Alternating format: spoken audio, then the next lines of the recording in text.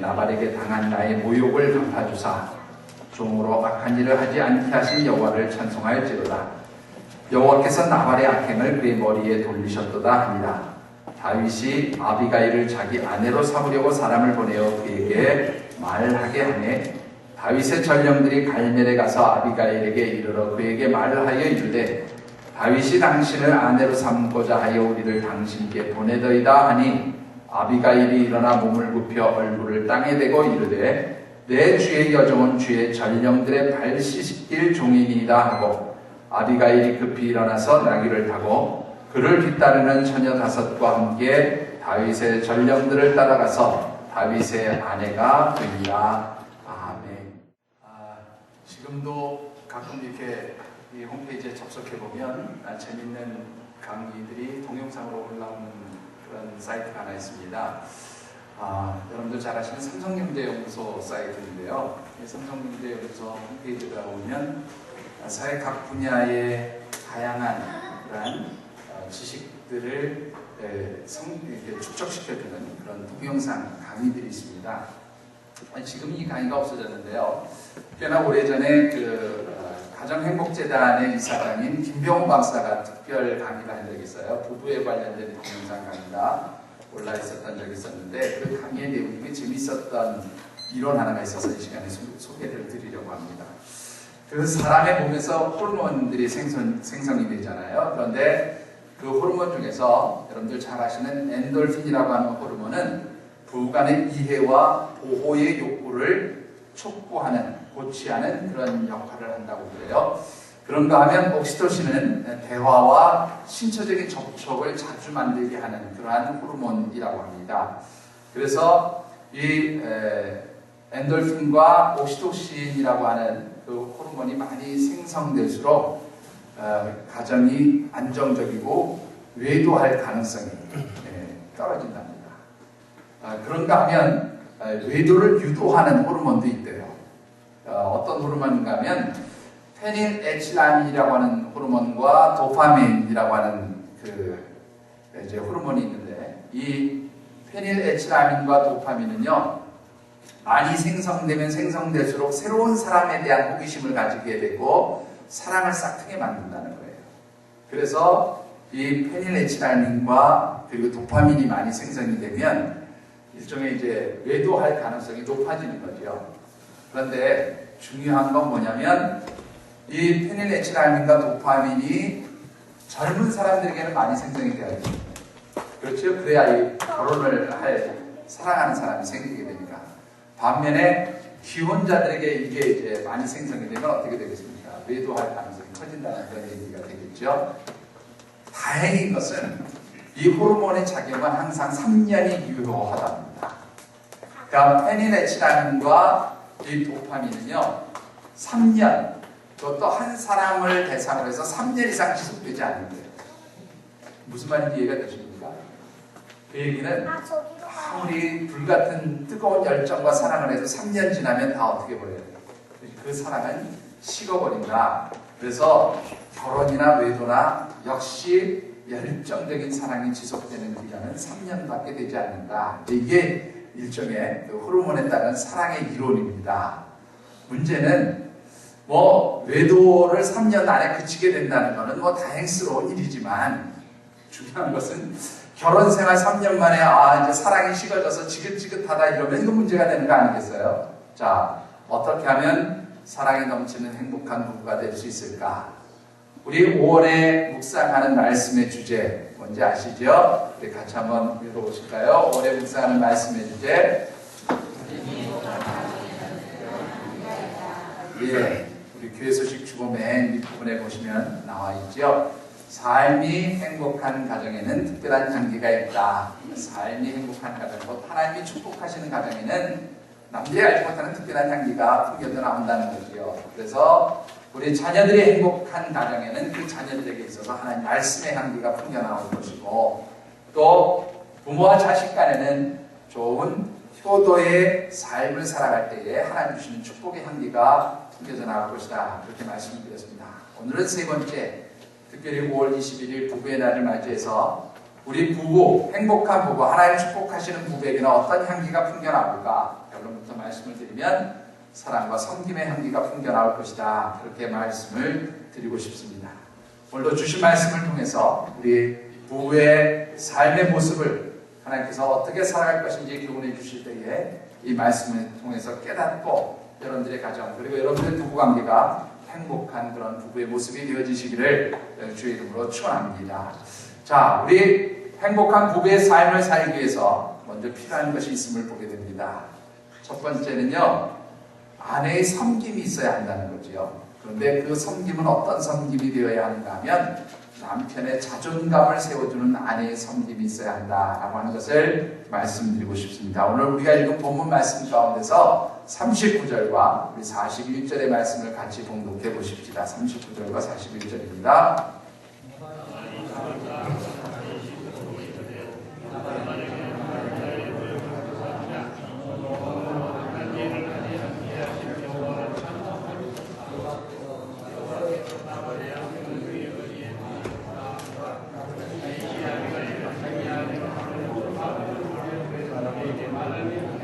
41절입니다.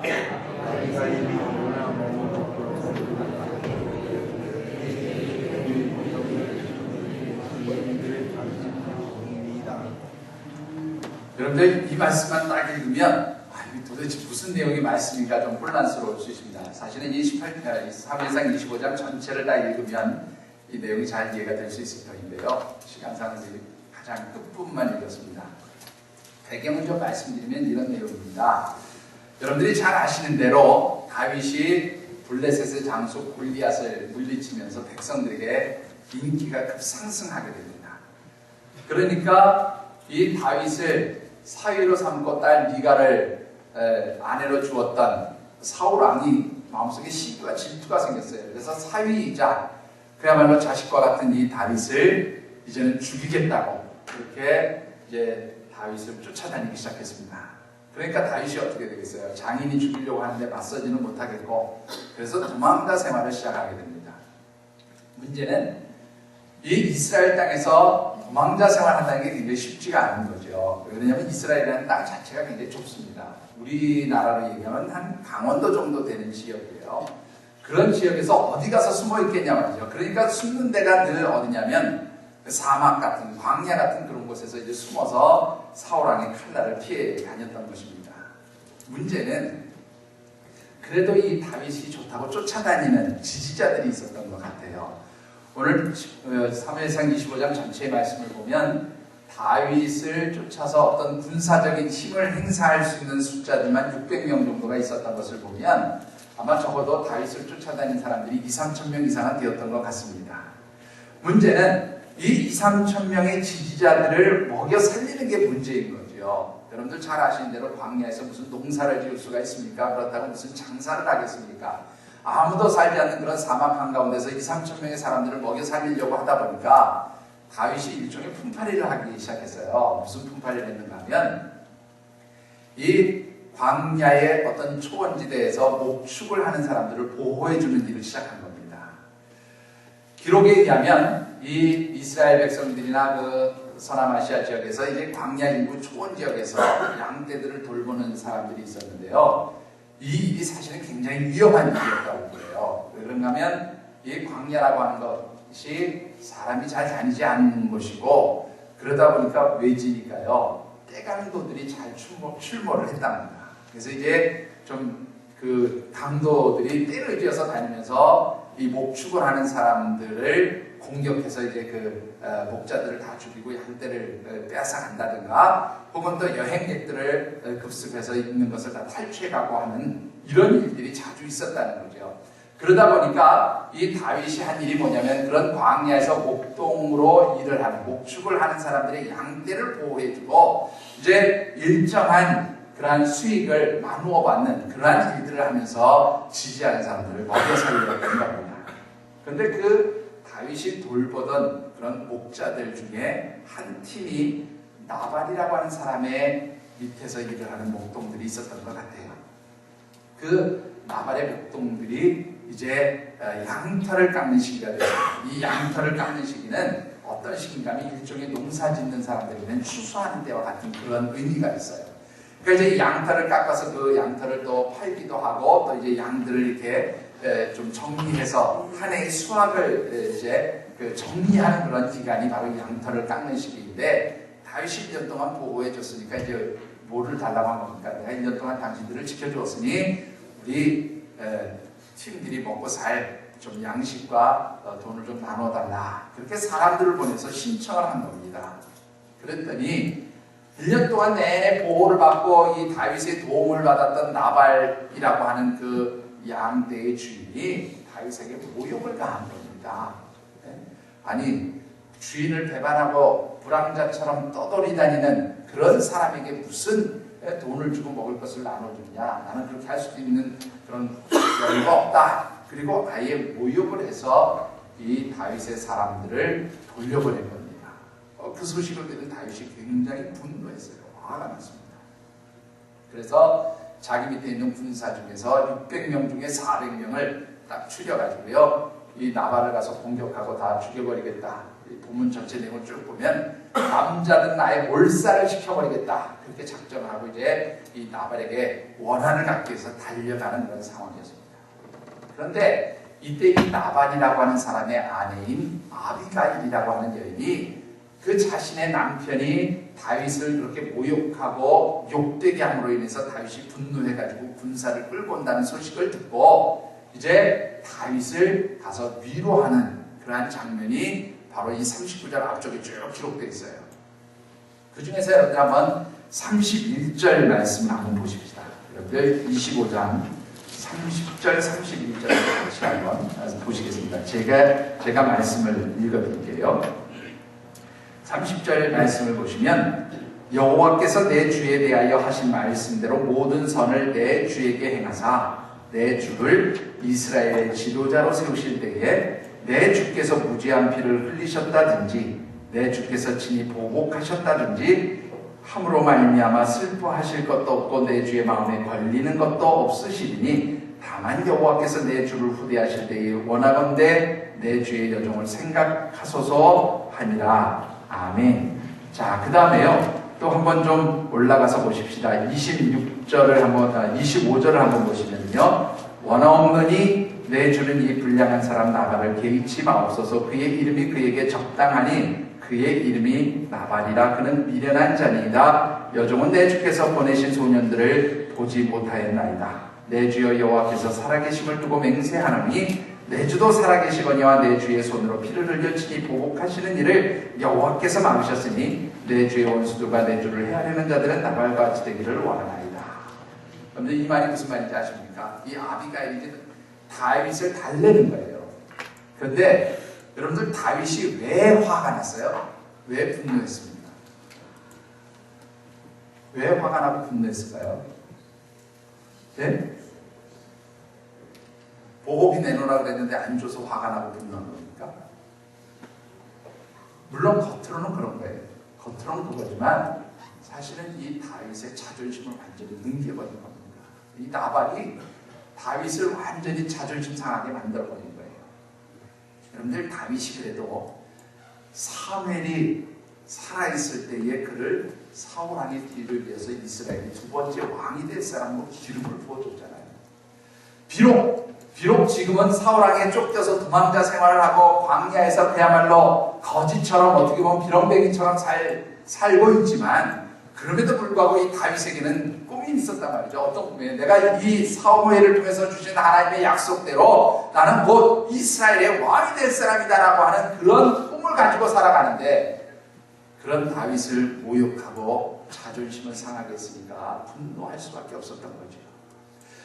오늘 이 나발의 아내 아비가일이 그것을 잘 알았던 거예요. 그래서 어떻게 합니까? 이 다윗의 자존심을 회복시켜주기 위해서 내 주여 당신은 귀한 사람인데 내 남편처럼 이렇게 어리석은 사람과 싸움하지 말고 그의 그 어리석은 자의 피를 흘려서 당신 손에 그렇게 더러운 것을 묻히지 않게 되기를 원합니다.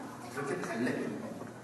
특별히 여러분들 30절에 가서 다시 한번 보시면요. 여기에 뭐라고 되어 있는가 하면 30절에 내 주를 이스라엘의 지도자로 세우실 때에 그랬잖아요. 이 지도자로 세운다는 말이요, 원문에 보면 무슨 뜻으로 읽냐면 왕으로 세우실 때에, 그런 뜻이에요. 그러니까 하나님께서 당신을 앞으로 왕으로 세우실 때인데, 그때 이 하찮은 나발과 같은 사람의 피를 흘렸다고 그것이 하나의 모점으로 명예에 누가 되는 일로 그렇게 남지 않도록 왕으로서의 치신을 지키시기요, 그렇게 이 다윗의 자존심을 세워준 겁니다. 그런데 우리 여성들이 가정을 세워갈 때에 제일 중요하게 생각해야 될 것이 뭐냐면 남편들의 자존심을 세워주는 일입니다. 늘 남편의 자존심이 무너지면 그 가정은 절대로 행복해지지 않아요. 맞습니까? 틀립니까? 남성들이 한번 대답해 보세요. 맞아요? 틀려요? 아니, 왜 대답들을 안 하세요?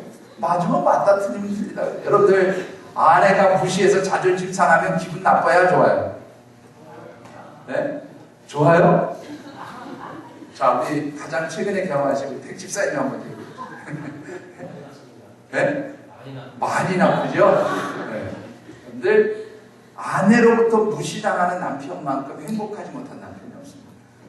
그렇죠? 그러니까 이 남편이 아내로부터 인정받는, 남편의 자존심을 세워주는 그러한 가정이 사실은 행복한 가정이 되는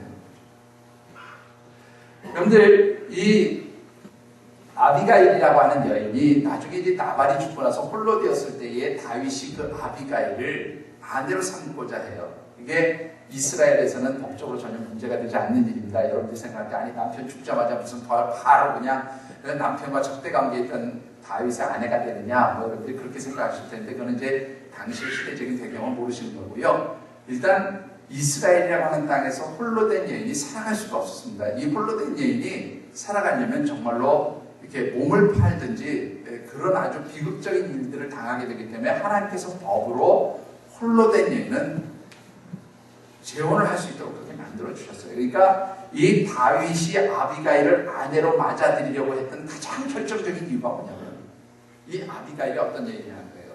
남편의 자존심을 세워줄 줄 아는 여인이구나, 남자의 자존심을 세워줄 줄 아는 여인이구나, 이것을 알았기 때문에 바로 이 아비가일을 아내로 택하게 되었다, 그런 말입니다. 여러분들, 오늘 우리 사랑하는 여자 성도님들이 남편의 자존심을 잘 세워줄 수 있게 주님으로 축원합니다. 그러기 위해서는요, 이 아내들이 낮아져야 돼요. 섬기는 자리로 내려가야 합니다. 여러분들, 41절 말씀 한번 보세요. 이 41절에 아비가일이 자신을 얼마나 많이 낮추고 있는가 하면 이렇게 표현하고 있습니다. 내 주의 여종은 내 주의 전령들의 발을 씻길 종입니다. 무슨 말이에요? 다윗이 자신의 아내로 삼겠다고 하니까 이 아비가일이 자신을 뭐라고 낮추냐면, 나는 그 다윗의 종이 되는 것보다도 더 낮은 다윗의 신하들의 발을 씻길 정도의 종밖에 되지 못하는 그런 여자입니다. 그렇게 자신을 낮추는 거죠. 그리고 이 다윗을 세워줬다는 거예요. 바로 이렇게 다윗의 자존심을 세우고 높여주면서 자신을 낮출 때에 이 여인은 다윗 왕의 부인이 되고, 또한 그 사이에서 자녀를 얻는 그런 축복을 받게 되어진 줄 믿습니다. 우리 사랑하는 여자 성도님들이 정말로 우리 남편들을 잘 높여주고 자존심을 세워주시는 그러한 축복의 역사가 있게 되기를 주의 이름으로 축원합니다. 그렇게 돼야 가정이 행복해요. 제가 이제 이렇게 얘기하니까 남자 집사님들 입이 다 이렇게 벌어졌어요. 그렇지. 근데요, 여러분들, 남편으로서 아내들의 존경을 받기 위해서는요, 사실은 전제되는 조건이 있어요. 그럴 만한 자격을 갖춰야 한다는 겁니다. 어떤 자격을 갖춰야 되겠습니까? 여러분들, 제가 읽어드렸던 본문을 다시 한번 보십시다. 25절 한번 같이 보실까요? 25절.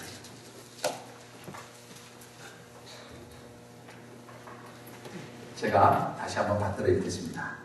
원하옵나니 내 주는 이 불량한 사람 나발을 개의치 마옵소서. 그의 이름이 그에게 적당하니 그의 이름이 나발이라. 그는 미련한 자니이다. 여종은 내 주께서 보내신 소년들을 보지 못하였나이다.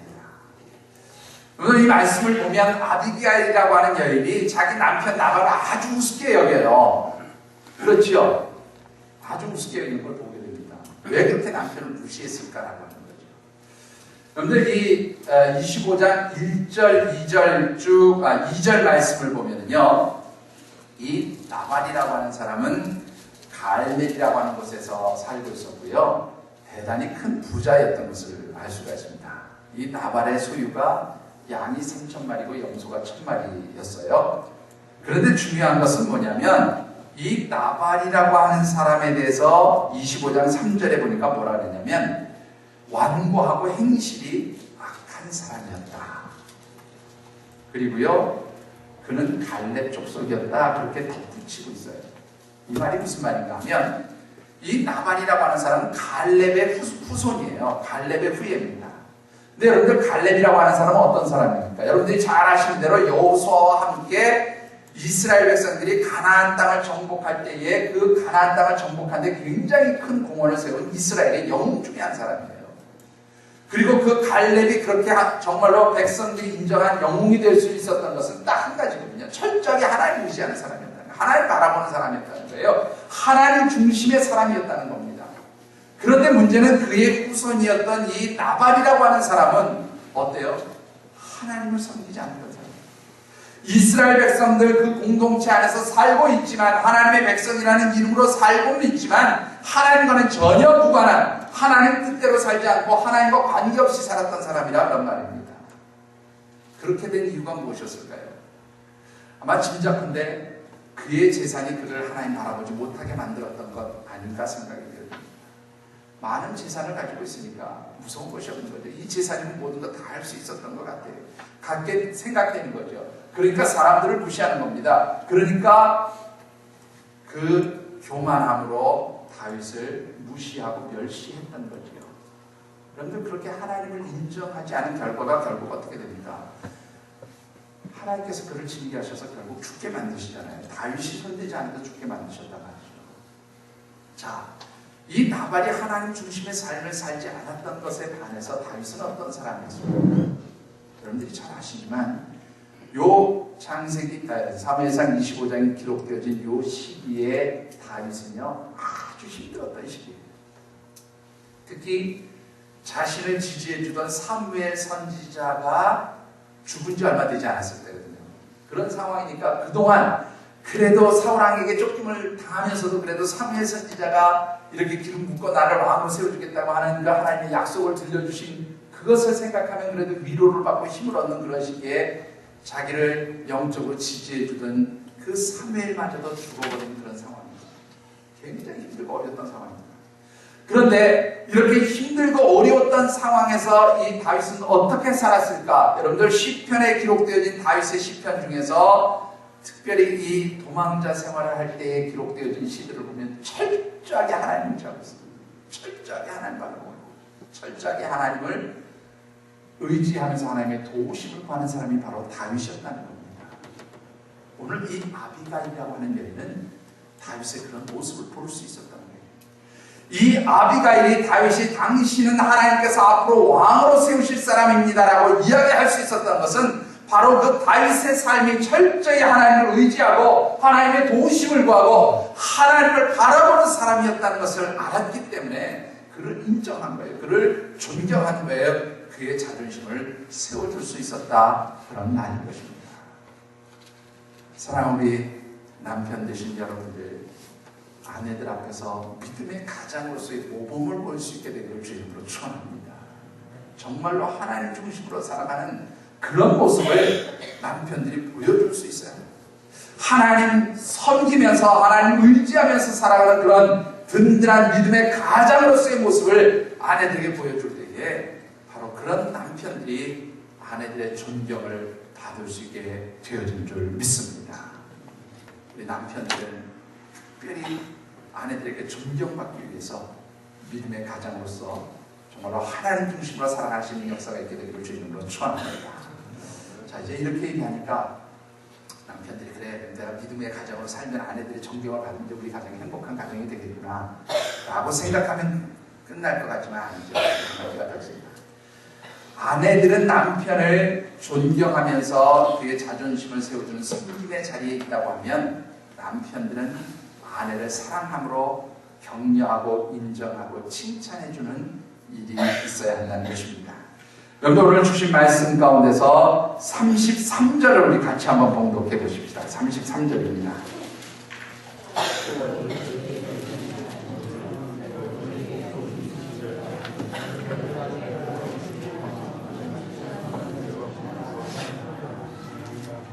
아멘. 자, 여기 보시면 다윗이 아비가일을 칭찬하고 있어요. 내가 지금 분노한, 내가 이렇게 자존심이 상해서 화가 나고 속상해서 원수를 갚겠다고 달려드는 것을 내가 막았구나. 너의 지혜가 참 아름답다. 당신의 그 낮아짐을 통해서 나의 자존심을 회복시켜주고 또 나의 이런 분노를 그치게 하는 너의 그 지혜가 참 아름답고 귀하다. 그렇게 이 다윗이 아비가일을 칭찬하고 인정해 준 것을 보여줍니다. 그런데 사실은 행복하지 못한 부부들의 가정을 보면 거의 대부분이 남편들이 아내의 말을 잘 안 들어요. 인정하십니까? 여러분들은 다 남편들이 말씀을 잘 들어주셔서 절대 동의하지 않으십니다. 근데 대부분 가정에 보면 이 남편들이 아내의 말을 경청하지 않습니다. 그리고 아내의 지혜로움이나 아내가 가지고 있는 그런 좋은 것들에 대해서 인정하지 않고 무조건 어떻게 해요? 내가 가장이니까. 그리고 남편의 주장만을 강요하는 경우가 있어요. 그런 경우에는 절대로 행복한 가정이 될 수 없습니다. 하나님께서 부부로 짝을 지어주실 때에 한 사람을 완벽하게 만들어주셔서 그 사람을 늘 따라가도록 만들어주시지 않았어요. 남편에게는 남편에게로, 아내에게는 아내에게로 다 부족한 부분이 있고 그 부족한 부분을 서로 채울 수 있도록 그렇게 하나님께서 짝 지어주신 것이 부부라. 그렇게 성경은 우리에게 가르쳐주고 있습니다.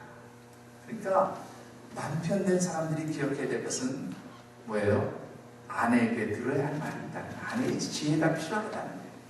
그리고 그런 아내의 지혜와 아내가 잘하는 것에 대해서 격려하고 칭찬하고 인정해주는 그러한 사랑의 모습을 보일 때에 그런 가정이 행복한 가정이요 축복받은 가정이 되어지는 줄 믿습니다. 그런데 그런 얘기가 있죠. 남자들이 나이가 들면 들수록 새 여자의 말을 잘 들어야 된대요. 다 들으신 얘기지만 한 번 더 얘기해 보십시다. 자, 어릴 때는 누구의 말을 잘 들어야 돼요? 어떤 여자의 말을? 네, 어머니의 말을 잘 들어야 돼요. 결혼해서는 누구의 말을 잘 들어야 돼요? 네? 네, 아내의 말을 잘 들어야 된대요. 나이가 들면 들수록 또 들어야 될 여자의 말이 있대요. 누구의 말을 잘 들어야 되는지 아세요? 네? 네, 그건 잘 모르시는군요. 내비게이션에서 안내하는 여성의 말을 잘 들어야 돼요. 여러분들 웃자고 하는 이야기이겠지만 사실 뭐예요? 나이가 들면 들수록 아내들의 이야기를 경청하는 것이 내 삶을 실수하지 않게 만드는 지혜라는 것을 유머를 통해서 가르쳐주는 이야기를 좀 믿습니다. 아내의 말을 잘 듣고 그 아내에게 있는 지혜와 그 총명함을 여러분들이 인정하고 받아들이면서 그것을 수용할 때에 바로 그 가정이 행복한 가정이 되어진 줄 믿습니다. 말씀을 맺고 싶습니다. 이 부부의 관계가 진행되어지는 5단계가 있다고 그래요. 첫 번째 단계는요, 서로 사랑했기에 좋아서 사는 단계입니다. 근데 이거는 앞서도 말씀드렸지만 몇 년을 못 넘어요? 3년을 넘지 못합니다. 두 번째 단계는요, 이 사랑의 단계가 끝나고 나면 두 번째는 사랑이 식어버리고 어쩔 수 없는 단계가 오는데 어쩔 수 없이 살아가는 단계. 누구 때문에? 애 때문에. 요즘에는 그것도 무시하면서 살지만 애 때문에 어쩔 수 없이 사는 단계가 온답니다. 그렇게 어쩔 수 없이 살다가 보면 세 번째 단계는 어떤 단계가 오냐면 서로 필요에 의해서 사는 단계가 온대요. 다른 여자 만나서 또 어떻게 하느니 그냥 사는 사람과 살면 그냥 불편함은 없으니까 그 서로 필요에 의해서 산대요. 그러다가 네 번째 단계가 오면 어떤 단계가 오냐면 살다 보니까 서로 불쌍해서 살아가는 단계가 옵니다. 그리고 마지막 단계가 뭔지 아세요, 여러분들? 네? 마지막 단계, 죽으면 묻어주려고 사는 단계가 뭐예요? 네? 굉장히 참 가슴 아픈 얘기 아닙니까? 오늘 하나님 백성들은 입에서 사는 부부가 아니라 정말로 하나님 주시는 은혜 안에서 서로를 존경하고 격려하고 칭찬함으로 인해서 정말로 하나님 축복하시고 그래서 행복해지는 아름다운 부부의 모습, 그런 부부의 관계로 살아갈 수 있게 되기를 주님으로 축원합니다. 기도하겠습니다. 우리 주신 말씀을 생각하면서 다시 한번 우리 부부의 모습들을 생각해 보십시오. 나는 내 아내에게 어떤 남편이었을까? 또 나는 내 남편에게 어떤 모습의 아내였을까? 내 남편을 내가 정말로 세워주고 내 남편을 격려하는 그런 지혜롭고 총명한 그런 아내로서의 역할을 감당했는가? 또 나는 내 아내를 정말로 격려하고 인정하고 칭찬하면서 아내를 사랑하는 남편이었는가?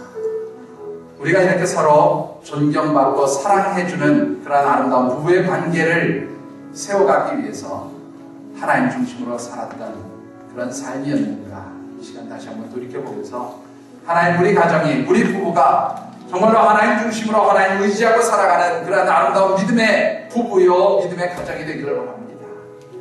그리할 때 하나님, 아내들은 남편을 존경하고 또한 남편의 자존심을 세워주는, 남편을 자존감을 세워주는 섬기는 그러한 역할을 감당하게 하시고, 또 남편들은 아내의 잘하는 것들을 인정해주고 칭찬해주고 격려해주면서 아내를 사랑하는 그런 남편 되게 해달라고 같이 잠깐 결단하면서 기도하십시다.